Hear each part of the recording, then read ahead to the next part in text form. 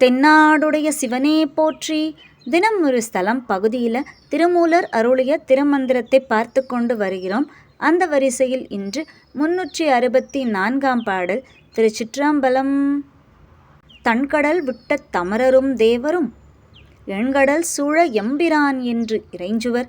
விண்கடல் செய்தவர் மேல் எழுந்து அப்புறம் கண்கடல் செய்யும் கருத்து அறியாரே. திருச்சிற்றம்பலம்.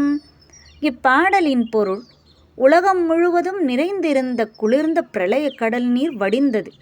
வானத்தவர்களுக்கும் தேவர்களுக்கும் கடல் போன்ற எங்கள் எண்ணங்களில் சிவத்தை பற்றிய நினைவே வெள்ளம் போல சூழ்ந்திருக்க வேண்டும் என்று வேண்டினார்கள். கடல் நீரை விண்ணகம் வரை பரவச் செய்த இறைவனும் கடைக்கண் பார்வையால் அருள் புரிந்து பேரொளியாய் எழுந்தருளினான். இத்தகைய பிரளயத்தை ஏற்படுத்தி பின்பு அனைவருக்கும் அருள் செய்த இறைவன் திருவுள்ளத்தை யாரும் அறியவில்லையே என்று திருமூலர் இப்பாடலில் குறிப்பிடுகிறார்.